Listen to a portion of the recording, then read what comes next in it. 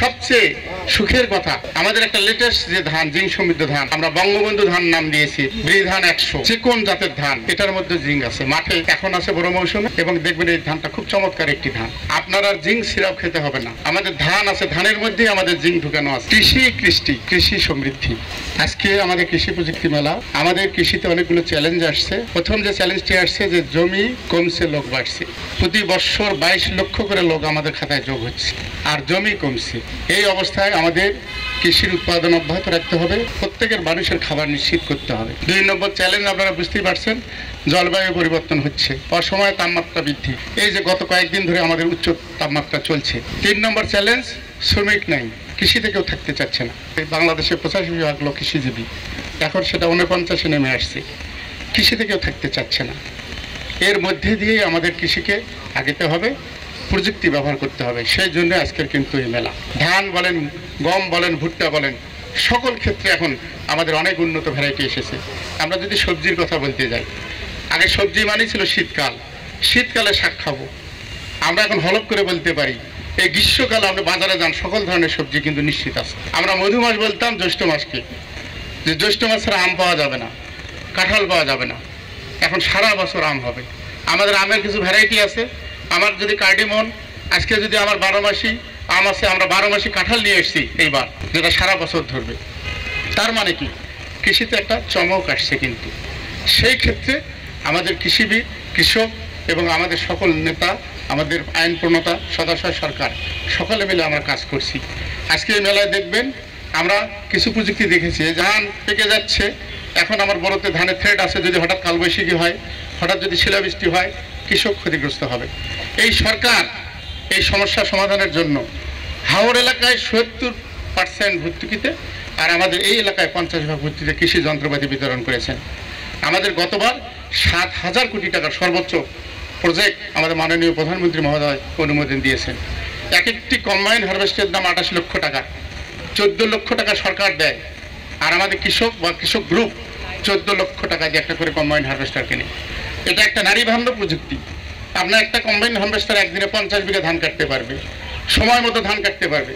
আপনারা আগে দেখেছেন যে হাওড়ে ধান তুলে যেত, এখন কিন্তু হাওড়ে ভরা মৌসুম ধান কাটার চলছে, ধান কাটার শেষের দিকে যাচ্ছে, কারণ সরকার এখানে কিন্তু অনুদান দিয়েছে।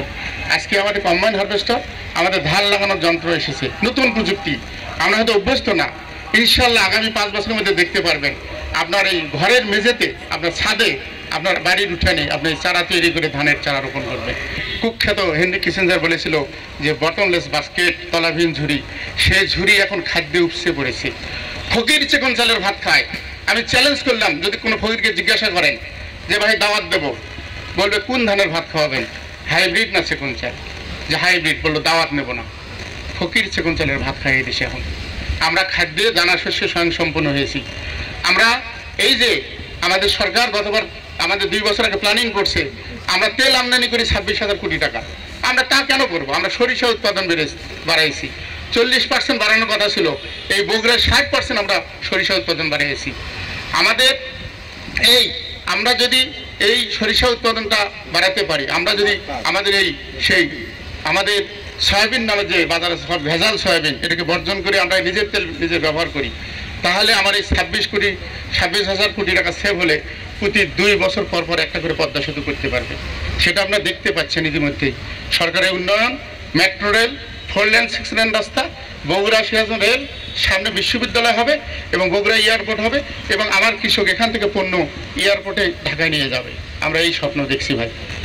আমি সাংবাদিক ভাইদের আমি অনুরোধ করব, সরকারের এই যে প্রচেষ্টা, এই বিষয়গুলোকে আমরা প্রচার করব।